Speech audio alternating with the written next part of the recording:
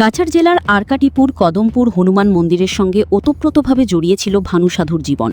টানা ৩৫ বছর ধরে তিনি মন্দিরের পূজার্চনা, ধর্মীয় আচার অনুষ্ঠান ও দেখাশোনার দায়িত্ব নিষ্ঠার সঙ্গে পালন করে আসছিলেন।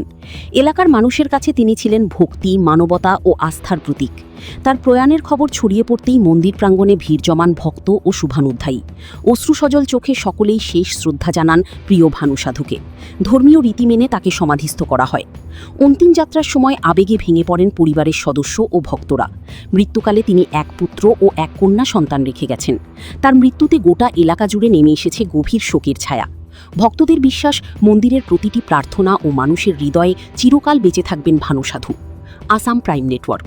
কদমপুর নিবাসী শ্রী মহাশয় ভানু রবিদাস, ভানু সাধু তাই আজকে দেহত্যাগ করছেন আজকে রাত ৪ ঘটিকার সময়।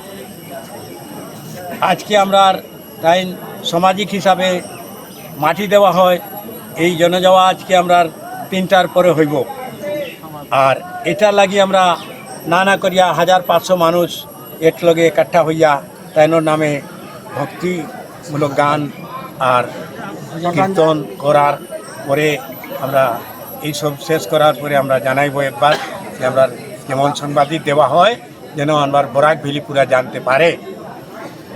বছর আগ থাকে ৩৫ বছর ৩৫ বছর 35। তা এখানেই থাকতা এই জায়গাতে। আচ্ছা, এই জায়গাটার নামটা কিতা আছে? এই জায়গার নাম পদমপুর নিবাসী হনুমান মন্দিরের প্রাঙ্গণে।